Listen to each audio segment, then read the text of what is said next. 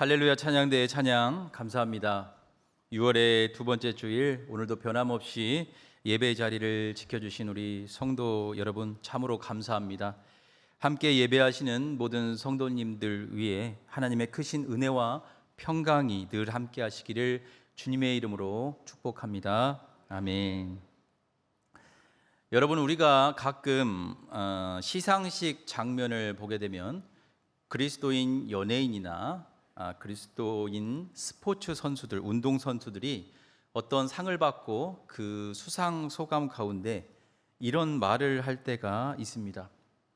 이 모든 영광을 하나님께 돌립니다. 저는 이 말을 들으면 참으로 반갑습니다. 믿는 사람으로서 마음이 따뜻해지는 장면이기도 하고, 같은 하나님을 믿는 그런 한 사람으로서 하나님께 영광을 돌리는 그 모습에 왠지 모를 그 동질감 같은 그 감정마저 느껴지기 때문입니다. 그런데 바로 그 자리에서 우리에게 중요한 질문이 하나가 생깁니다. 과연 이 하나님께 영광을 돌린다는 것이 무슨 뜻일까라는 것입니다. 이것을 두고 대부분의 성도님들이 일반적으로 좋은 일이 생겼을 때 하나님께 감사드린다라는 그 정도의 뜻일 거라고 생각하시는 분들이 많습니다. 물론 그것도 맞습니다. 하지만 성경이 말하는 하나님의 영광이란 그보다 훨씬 더 깊고 훨씬 더 넓은 것을 의미합니다. 그래서 오늘 고린도전서 10장 31절 말씀을 중심에 두고 이 주제를 함께 생각해 보려고 합니다. 오늘 말씀 우리 다 같이 함께 받도록 하겠습니다. 그런즉 너희가 먹든지 마시든지 무엇을 하든지 다 하나님의 영광을 위하여 하라. 아멘. 여러분, 먼저 이 말씀이 나오는 고린도전서 10장의 배경을 잠시 생각해 보았으면 좋겠습니다. 당시 고린도 교회 그 성도들에게 우상 제물의 문제가 있었는데, 이것은 단순히 음식을 먹느냐 마느냐 그런 단순한 문제가 아니었습니다. 왜냐하면 당시에는 시장에서 파는 고기와 각종 식사 자리가 우상의 그 제물과 연결되어 있었기 때문에 그것을 거절한다는 것은 단지 음식만을 사양하는 일이 아니라 사람들과의 관계, 사회적인 모임, 그리고 심지어 생업의 자리에서 손해를 감수해야 되는 일이 연결되었기 때문입니다. 즉, 어떤 사람은 우상은 아무것도 아니니 먹어도 된다라고 생각하는 사람도 있었고, 또 어떤 사람은 그것을 먹는 일이 여전히 마음에 거리낌도 되었으며, 또 어떤 사람은 떳떳하기도 했으며, 또 믿음이 약한 사람에게는 그것이 걸림이 될 수도 있었던 아주 다양한 상황에 있었던 상황이었습니다. 그래서 바울은 바로 그 지점에서 단순히 먹느냐 먹지 않느냐만 말하지 않고 성도의 자유가 어디까지나 하나님 앞에서 쓰여야 하며, 또 그 자유가 형제를 살리는 방향으로 올바르게 사용되어야 함을 가르치고 있는 그 상황의 말씀이 지금 고린도전서 이 10장의 말씀의 배경이 됩니다. 다시 말씀드리자면, 이 신앙의 중심에 하나님을 모시고 있다라고 한다면 우상의 제물 그 자체가 사람을 더럽히지 못한다는 겁니다.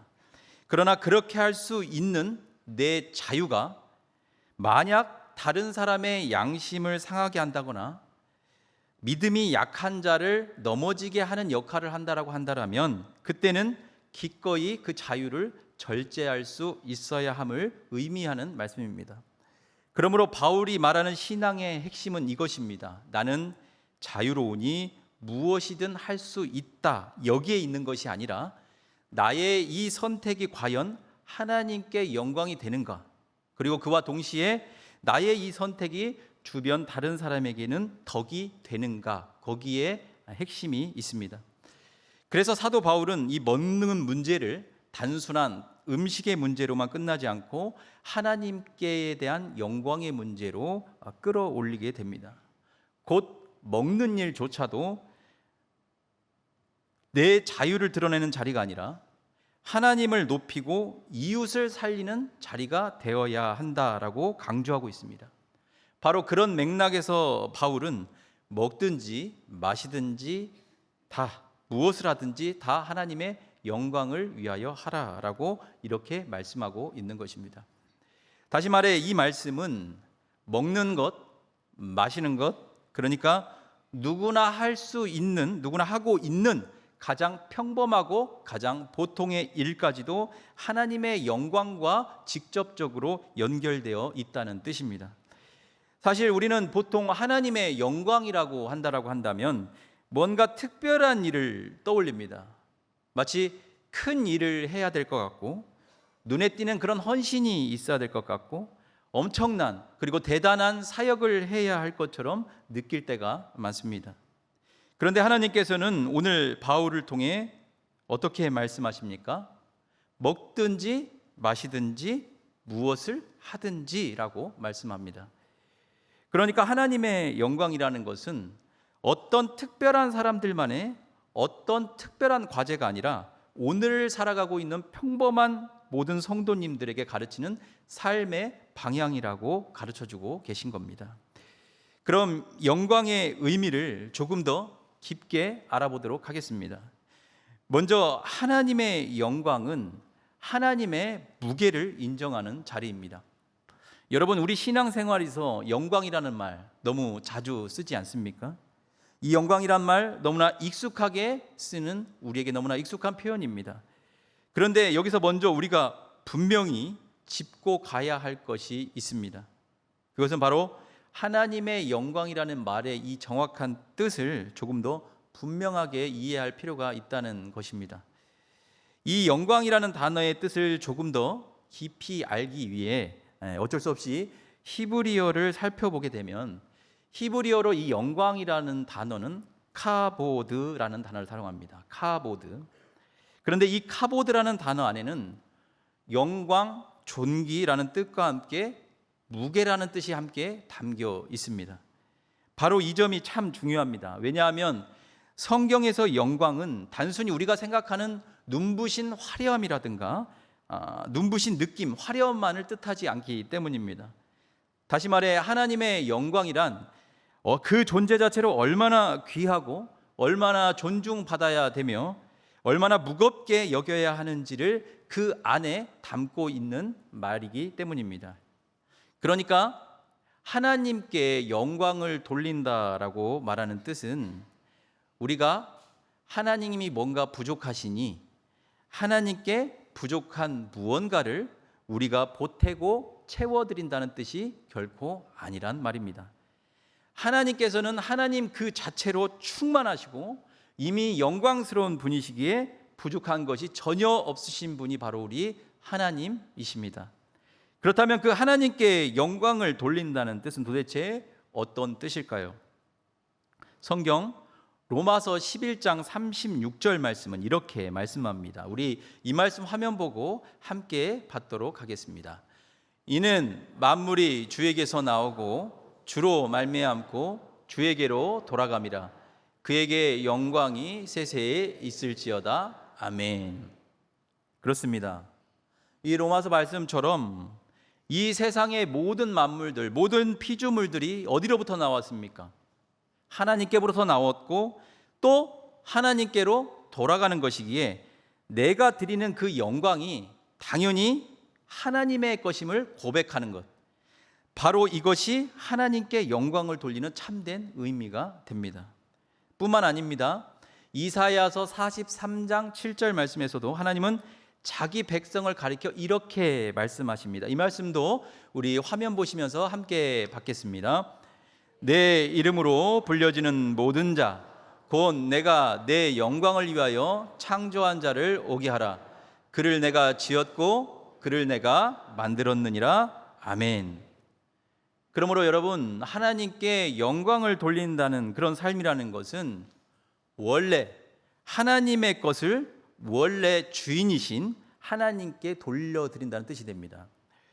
정리하자면 내가 누구 것입니까? 나는 하나님의 것이니 하나님께서 내 삶에서 가장 귀하게 여기시는 그 나의 삶을 통하여 하나님께 다시 돌려드린다는 고백이 바로 하나님께 영광 돌려드린다는 뜻입니다. 즉 내 삶에서 하나님을 가장 중요하게 여기고 하나님을 가장 존중하고 하나님이 기뻐하시는 방향으로 내 삶을 조정하며 맞춰가는 삶, 바로 그 삶이 하나님께 영광을 돌리는 삶이 됩니다. 그래서 고린도전서 10장 31절 말씀은 다시 한번 우리에게 신앙의 방향을 아주 분명하게 보여줍니다. 그런즉 먹든지 마시든지 무엇을 하든지 다 하나님의 영광을 위하여 하라는 것입니다. 다시 말하면 이 말씀의 뜻은 모든 평일의 날도 하나님의 영광과 관계가 있고 우리의 가정도 하나님의 영광과 관계가 있고 우리의 생업도 하나님의 영광과 관계가 있고 우리의 말 한마디, 표정 하나, 사소한 일상의 우리의 선택 하나까지도 하나님의 이 영광과 긴밀히 연결될 수 있다는 의미입니다. 다음으로 하나님의 영광은 삶의 무게를 어디에 두느냐의 문제입니다. 구약의 사무엘상 2장을 보시게 되면 엘리라는 사람과 그 엘리의 그의 아들들에 대한 이야기가 등장하게 됩니다. 그리고 그 이야기 속에는 하나님의 영광이 무엇인지, 그리고 하나님보다 다른 것을 앞세웠을 때 우리의 삶의 중심이 어떻게 흔들리고 무너지는지를 잘 보여주는 말씀이기도 합니다. 여러분, 엘리가 누구였습니까? 엘리는 제사장이었습니다. 엘리는 하나님을 그 누구보다도 잘 섬기는 사람이었고 엘리는 그 누구보다도 하나님의 성막 가까이에서 있었던 사람이었습니다. 그런데 하나님께서는 그런 엘리에게 매우 가슴 아픈 말씀을 하십니다. 사무엘상 2장 29절과 우리 30절 말씀을 우리 함께 화면 보고 받도록 하겠습니다. 너희는 어찌하여 내가 내 초소에서 명령한 내 제물과 예물을 밟으며 내 아들들을 나보다 더 중히 여겨 내 백성 이스라엘이 드리는 가장 좋은 것으로 너희들을 살찌게 하느냐? 그러므로 이스라엘의 하나님 나 여호와가 말하노라. 내가 전에 내 집과 내 조상의 집이 내 앞에 영원히 행하리라 하였으나 이제 나 여호와가 말하노니 결단코 그렇게 하지 아니하리라. 나를 존중히 여기는 자를 내가 존중히 여기고 나를 멸시하는 자를 내가 경멸하리라. 아멘. 이처럼 하나님께서는 엘리에게 네가 네 아들들을 나보다 더 중히, 즉 무겁게 여겼다라고 책망하시고 이렇게 말씀하셨던 겁니다. 나를 존중히 여기는 자를 내가 존중히 여기고. 그런데 여기서 우리가 꼭 보아야 할 것이 있습니다. 엘리의 문제는 어떻습니까? 아예 하나님을 모른다는 데 있지 않습니다. 그는 하나님을 너무 잘 섬기는 사람이었습니다. 그리고 그 누구보다도 하나님에 대해 잘 안다고 자부하고 있었던 사람이었습니다. 그런데 문제는 그 누구보다도 하나님을 잘 안다고 하는 그 사람이 하나님보다 더 앞세웠던 것을 만들고 그것을 더 무겁게 여겼다는 데 있습니다. 그럼 그것이 무엇이었습니까? 말씀에 읽으셨던 것처럼 엘리는 하나님보다 자신의 아들들을 더 중하게 여겼고 하나님보다 눈앞의 현실을 더 중하게 여겼고 하나님보다 사람의 눈을 더 무겁고 중하게 붙들었던 것입니다. 그런데 여러분, 이것이 사실은 우리에게도 아주 가까운 문제가 될 수 있습니다. 우리는 어떻습니까? 하나님을 모르는 사람들이 아닙니다. 우리는 하나님을 안 믿는 사람들이 아닙니다. 우리는 예배를 드리지 않는 사람들도 아닙니다. 그런데도 우리의 실제 삶에서는 어떻습니까? 하나님보다 더 앞세우고 더 중히 여기고 더 크게 여기는 것들이 자꾸 생기게 됩니다. 예를 들어 어떤 분들은 사람의 평가를 하나님의 말씀보다 더 중하게 느낄 수 있습니다. 또 어떤 분은 자녀 문제를 하나님보다 더 무겁고 중하게 붙들 수 있습니다. 또 어떤 분들은 내 앞에 있는 생활의 염려와 걱정이 하나님의 그 약속의 말씀보다 더 크고 중하게 느낄 수고 다가올 수도 있습니다. 그러나 이럴 때 중요한 태도는 나는 왜 이 모양인가 하고 낙심하고 좌절하는 것이 아니라 내 삶의 중심을 다시금 하나님께로 가져오는 것입니다. 왜냐하면 하나님께서는 우리를 밀어내시기 위해 이 말씀을 주신 것이 아니라 우리의 중심을 다시금 바로 세우시기 위해 이 말씀을 우리에게 주셨기 때문입니다. 바로 그런 하나님께서 우리에게 분명히 말씀하시는 겁니다. 나를 존중히 여기는 자를 나는 내가 존중히 여기리라. 그래서 저는 이 말씀 속에서 두려움보다 오히려 소망을 보게 됩니다. 왜냐하면 하나님께서는 하나님을 귀하게 여기는 그런 사람들을 결코 가볍거나 소홀히 여기지 않겠다는 하나님의 약속이자 다짐이시기 때문입니다. 이것은 우리가 완벽해야 된다는 뜻이 아닙니다. 실수하지 말라는 것도 아닙니다. 다만 우리들의 삶의 그 중심에서 하나님을 가장 귀한 분으로 모시려는 그 사람을 하나님께서는 귀히 여기시고 어여삐 여기시며 기뻐하신다라고 하는 그 약속의 말씀이기도 한 것입니다. 그런데 하나님을 가볍게 여겼었던 그 엘리 가문은 사무엘상 4장에 가면 아주 그 비극이 절정으로 치닫게 됩니다. 두 아들이 전쟁터에 하나님의 언약궤를 들고 나갑니다. 결국 어떻게 됩니까? 결국 블레셋에게 하나님의 임재를 상징하는 그 하나님의 언약궤를 빼앗겨 버리고 또 거기에 그 두 아들이 죽게 되고 그 두 아들을 죽음을 소식을 들었던 엘리도 죽게 됩니다. 사무엘상 4장 21절 말씀을 함께 받겠습니다. 이르기를 영광이 이스라엘에서 떠났다 하고 아이 이름을 이가봇이라 하였으니 하나님의 궤가 빼앗겼고 그의 시아버지와 남편이 죽었기 때문이며 아멘. 엘리의 며느리였던 비느하스가 임신을 하고 있었고 그 무렵 해산이 가까웠습니다. 그리고 비느하스 아내는 아이를 낳게 됩니다. 그리고 그 아이 이름을 지금 성경에 읽으셨던 것처럼 뭐라고 짓습니까? 이가봇이라 짓습니다. 그리고 성경은 그 이름의 뜻을 직접 설명하는데 그 뜻이 무엇입니까? 영광이 이스라엘에게서 떠났다. 이 이가봇이라는 이름을 히브리어로 살펴보면 조금 전에 아까 말씀드렸던 영광을 뜻하는 단어 카보드라는 단어에 앞에 이자가 붙은 겁니다. 그러니까 이 카보드. 근데 성경의 히브리어의 그 단어에 이라는 뜻은 없다는 뜻입니다. 그러니까 이 카보드는 영어로 no glory, 곧 영광이 없다는 뜻이 됩니다. 그런데 저는 이 장면을 읽을 때마다 이것이 단지 무서운 심판의 선언이기 이전에 오히려 그 안에 하나님의 깊은 슬픔의 심정이 담겨져 있다고 생각합니다. 왜냐하면 하나님을 가장 귀하게 여겨야 할 그 자리에 다른 것이 들어오기 시작했을 때 하나님은 더 이상 그 자리에 계실 수 없으셔서 떠나야만 하시는 그 하나님의 슬픔이 이 말씀 안에 보이기 때문입니다. 성도 여러분, 그러므로 우리에게도 이런 점검이 필요합니다. 우리가 늘상 예배는 드리지만 감사가 옅어질 수 있습니다. 봉사는 하지만 기도가 약해질 수 있습니다. 교회 생활은 익숙해졌는데 정작 하나님 앞에서는 우리의 마음은 점점 더 무뎌질 수도 있습니다. 그럴 때 이 이가봇이라는 이름은 우리를 정죄하려고 들어오는 이름이 아닙니다. 마치 너희가 정말 소중히 여겨야 할 것이 무엇인지 다시 좀 기억해 주지 않을래? 라고 안타깝게 말씀하시는 주님의 애타는 심정으로 들립니다. 다시 말해 하나님은 우리를 멀리 밀어내시기 위해서가 아니라 다시 가까이 부르시기 위해 이 말씀을 주신 것입니다.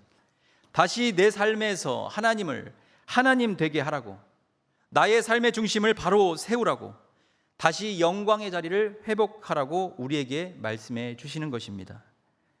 마지막으로 하나님의 영광은 평범한 일상 속에서 드러나게 됩니다. 우리 다시 오늘 본문 고린도전서 10장 31절 말씀을 제가 봉독해 드리도록 하겠습니다. 그런즉 너희가 먹든지 마시든지 무엇을 하든지 다 하나님의 영광을 위하여 하라. 아멘.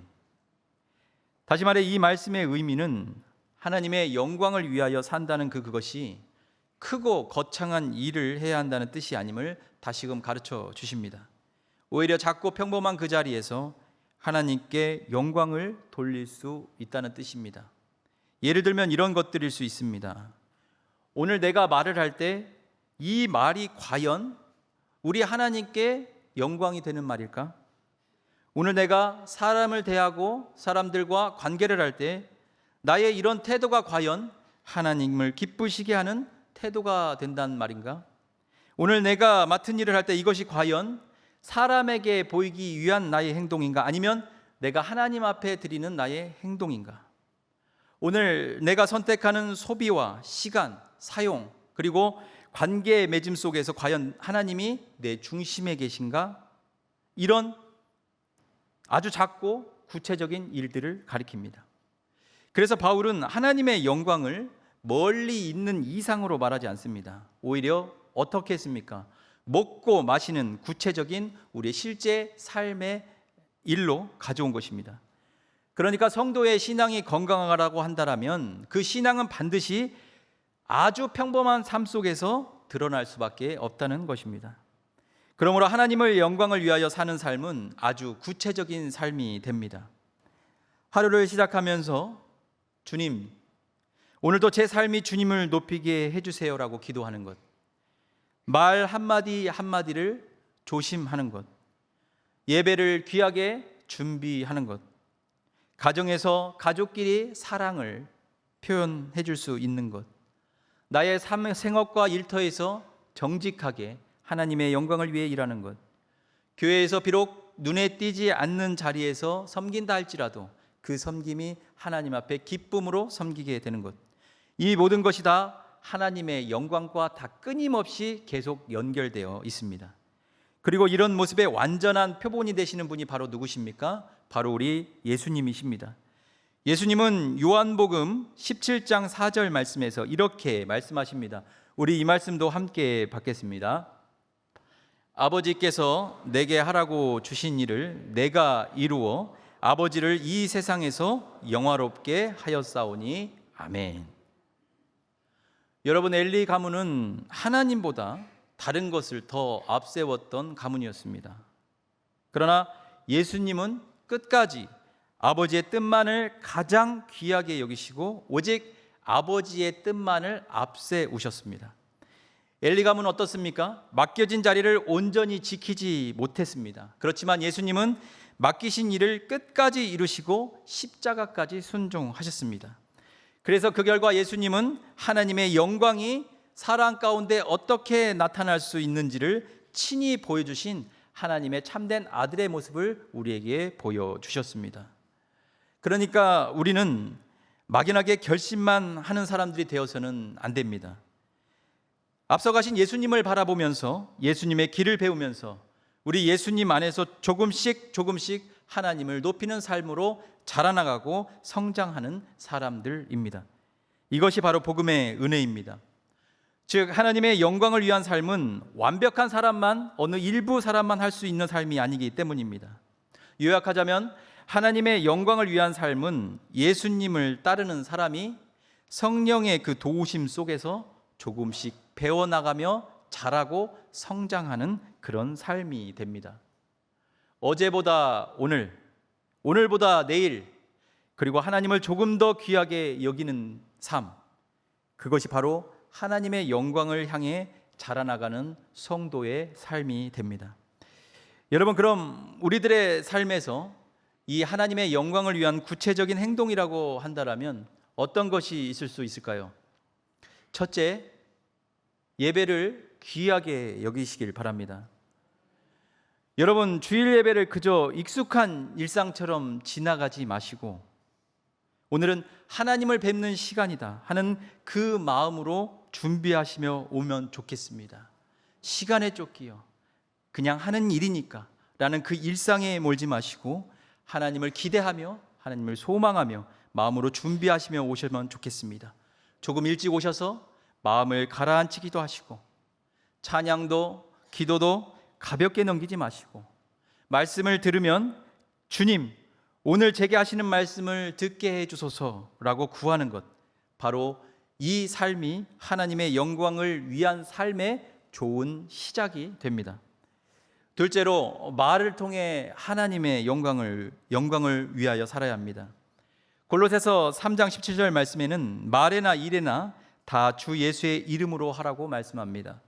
그러니 이번 한 주간 동안만이라도 불평보다 감사를 조금 더 말해보시고 그 말을 더 앞세워 보시고 사람을 무너뜨리는 말보다 사람을 세워주고 격려해주고 축복해주는 그 말씀으로 더 해보셨으면 좋겠습니다. 바로 이러한 작은 변화, 작은 시도가 하나님께는 귀한 영광이 될 수밖에 없기 때문입니다. 셋째로 맡겨진 일을 성실히 감당하셔야 합니다. 요한복음 17장 4절 말씀에서 예수님은 어떠셨습니까? 하나님께서 맡기신 그 일, 십자가에 죽으시며 온전히 그 순종하시기까지 하심으로 하나님 아버지를 영화롭게 하셨다라고 말씀합니다. 따라서 우리도 거창한 일을 찾을 필요는 없습니다. 우리에게 맡겨진 가정에서의 책임, 우리에게 맡겨진 일터와 생업에서의 그 정직함과 성실, 그리고 교회에서 맡은 작은 섬김까지도 이 모든 것들이 다 하나님 앞에서는 귀한 삶의 영광이 될 수 있습니다.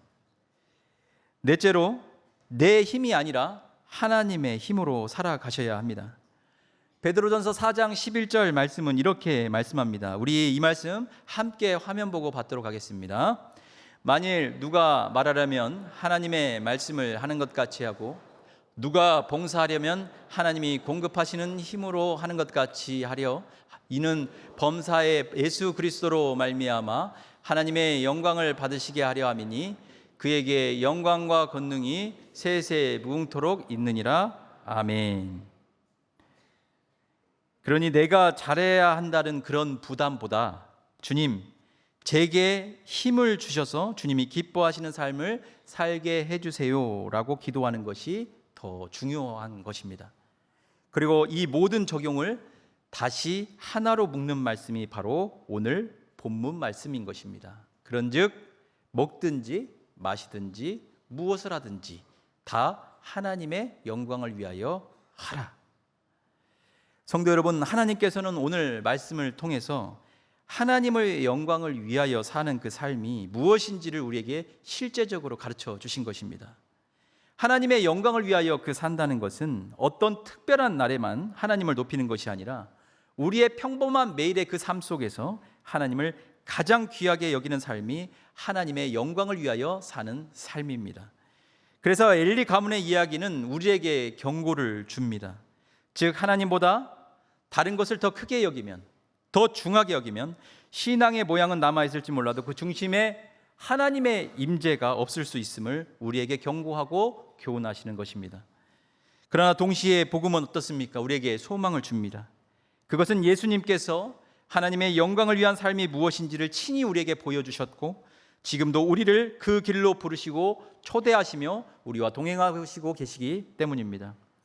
그러니 저는 오늘 이 말씀을 너무나 무겁게만 듣지 마시고 오히려 저는 이렇게 받으셨으면 좋겠습니다. 주님, 제 삶을 이제 다시 주님께 집중하고 주님께 맞추게 해주세요. 주님, 이제 제가 무엇을 하든지 주님의 영광을 먼저 생각하게 해주세요. 주님, 우리 교회가 사람의 이름보다 하나님의 이름을 더 높이는 공동체가 되게 해주세요라고 고백하시는 저와 여러분이 되시기를 간절히 소망합니다.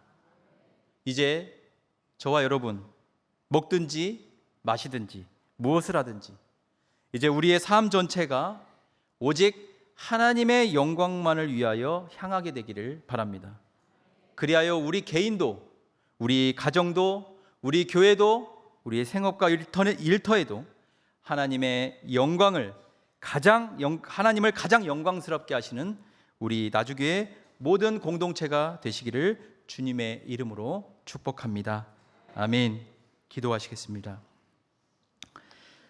사랑과 은혜가 풍성하신 하나님 아버지, 오늘도 귀한 말씀으로 우리를 찾아와 주시고 우리의 삶이 누구를 향해 있어야 하는지를 다시금 생각하게 하시니 감사합니다.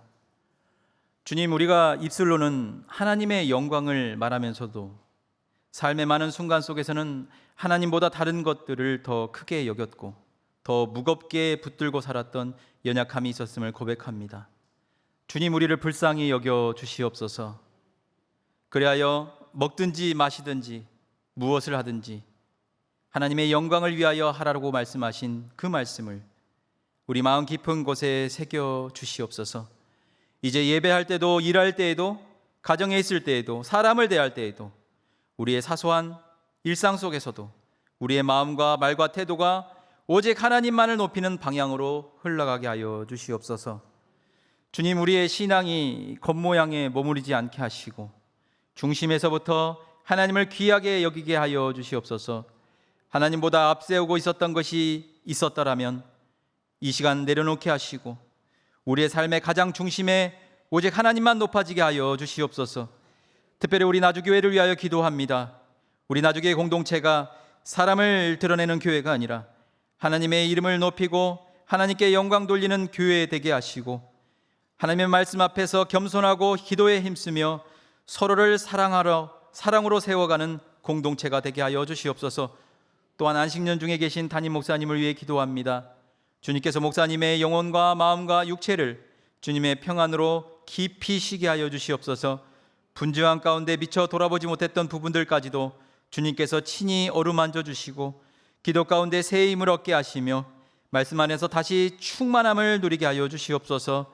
그리하여 목사님, 사모님 하나님의 은혜 가운데 함께 쉬고 함께 회복하시며 주님 안에서 더욱 깊은 사랑과 감사가 넘치는 은혜의 기간이 되게 하여 주시옵소서.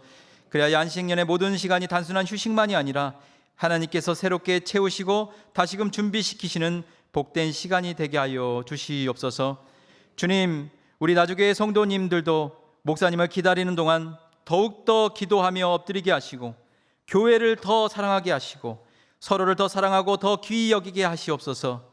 그리하여 오늘 들은 말씀을 한 주간의 삶 속에서 살아나게 하시고 우리의 모든 삶이 참으로 하나님의 영광만을 향하게 하여 주시옵소서. 모든 것 감사드리며 살아계신 예수 그리스도의 이름으로 기도하옵나이다. 아멘.